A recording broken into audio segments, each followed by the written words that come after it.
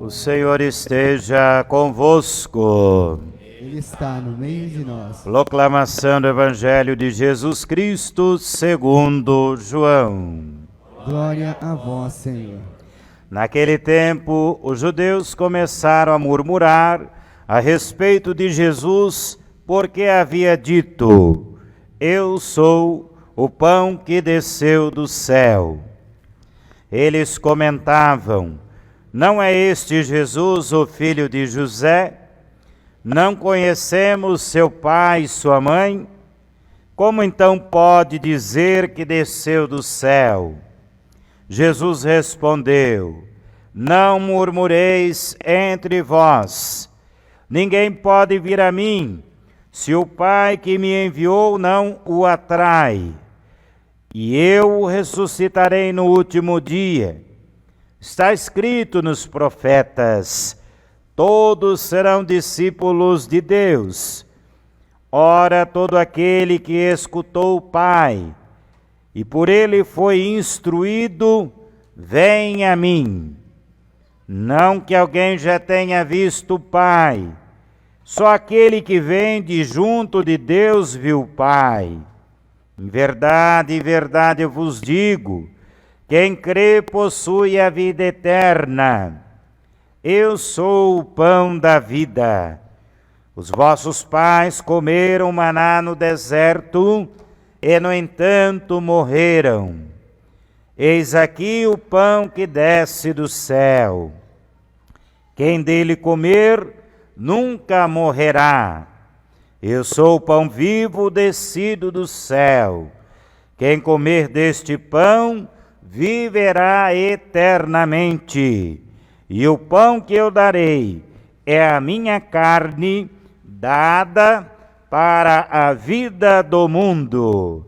Palavra da salvação. Glória a vós, Senhor. Podemos nos sentar.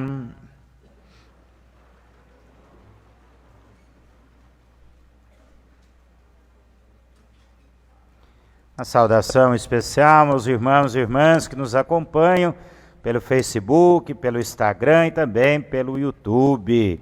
Estamos celebrando o 19º domingo do tempo comum, dentro do mês vocacional, rezando pelos pais e também abrindo a Semana da Família.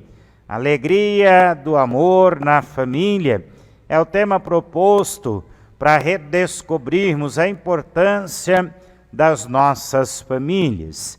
Também na liturgia estamos redescobrindo o verdadeiro significado da Eucaristia para a vida humana. Até Jesus, o pão que descia do céu, alimentava a vida física daqueles e daquelas que estavam privados do mínimo do seu sustento, como os israelitas atravessando o deserto para chegar à terra prometida, como a multidão que em torno de Jesus não tinha o que comer. Mas a partir de Jesus, o milagre da multiplicação dos pães revela um dado ainda mais importante. Deus não só mata a fome física, como também nos oferece o pão do céu, isto é, um pão que alimenta a nossa vida de fé. E ainda nós estamos muito longe de compreender o total significado deste pão que Deus, em Jesus, seu Filho, nos oferece. O pão que vem do céu, mas que tem a sua eficácia também na terra.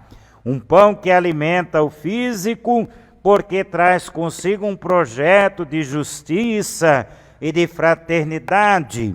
Um pão que alimenta a fé, porque traz a presença real de Jesus para as nossas vidas. Quem é de nós que não desanima às vezes? Quem é que nunca teve vontade de desistir de tudo? Quem é que nunca pensou que as coisas não iam ter mais jeito? Quem é que nunca teve vontade de sumir? Ora, pois, isso ultimamente tem sido uma constante para nós.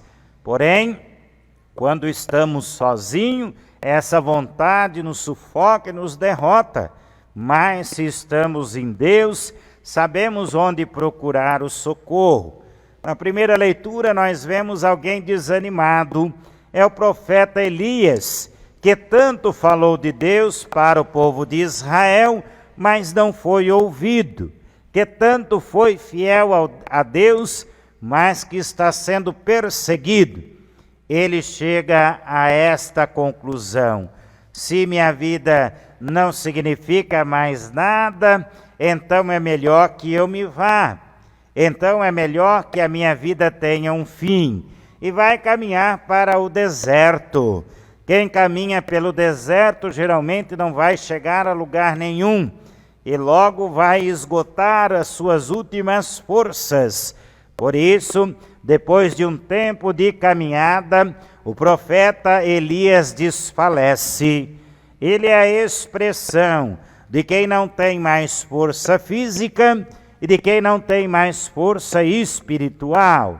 Ainda acha um pequeno arbusto, um junípero, para reclinar-se na sua sombra.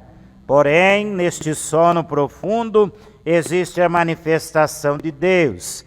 E o anjo lhe traz, em nome de Deus, pão e água. A fraqueza de Elias é tamanha que, comendo a primeira vez, não é o suficiente para pô-lo em pé. E ele desfalece. E então, numa segunda vez, mostrando que Deus incansavelmente nos sustenta, o anjo lhe dá o pão e a água. E agora, então, comendo 2 vezes do pão, tomando 2 vezes da água, o profeta se levanta e cai em si, refazendo as suas forças físicas e espirituais. Caminha 40 dias e 40 noites pelo deserto, mas agora ele tem um propósito: chegar ao lugar de Deus, o Monte Horebe. Entende que a força da Eucaristia, quando estamos nos momentos mais difíceis, ela nos reergue, ela nos reconcilia, ela nos cura, nos fortalece, é ela que nos sustenta. O quanto nós precisamos desta Eucaristia, o quanto for necessário, quanto esta Eucaristia vai ser oferecida para nós, o quanto nós buscarmos. E é claro, o profeta, apesar de um momento de desolação, ele não está sozinho, ele tem uma vocação, uma missão, que é testemunhar a palavra. Então a Eucaristia não só reergue a cada um de nós, como nos faz ter consciência da nossa vocação, da nossa missão, da nossa participação na vida de fé da comunidade e no compromisso de também anunciar o Cristo para que o mundo creia e possa ser salvo. É isso que Paulo disse na segunda leitura: mesmo quando tudo está mal, não podemos esquecer que nós fomos marcados por Deus com o selo do Espírito Santo, para que a nossa vida se libertasse de tudo o que nela o pecado impregnou.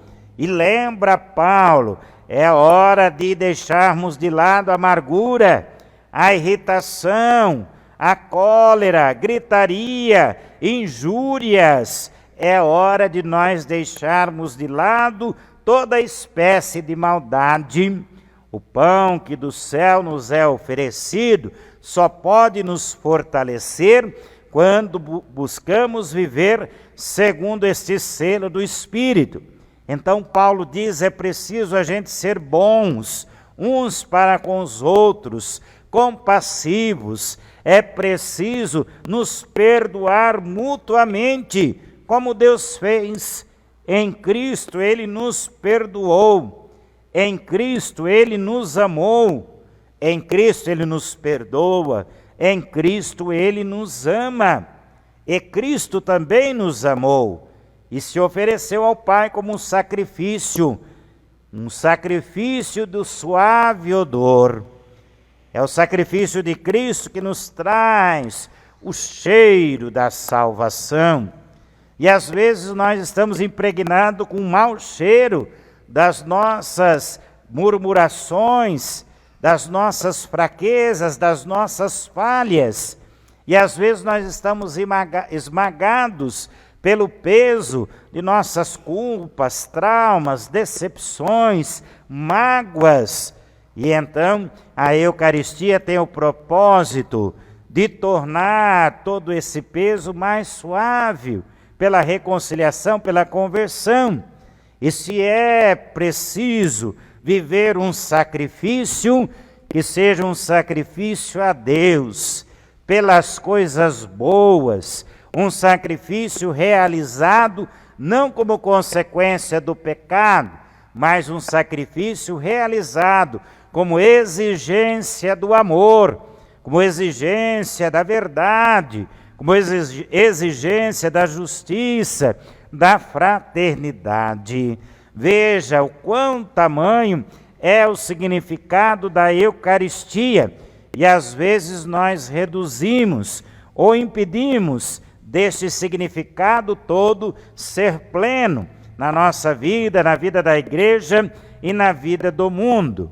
No Evangelho, aqueles que conhecem Jesus não conseguem reconhecer que nele está a revelação de Deus. Reconhecem apenas o Cristo que é homem como nós. Não é o filho de José, José, quem nós temos aqui na igreja como para a veneração essa imagem. José do Ano Santo que o Papa instaurou. José, o patrono de todos os homens, de todos os pais, o modelo de esposo, de castidade. José, o homem de fé.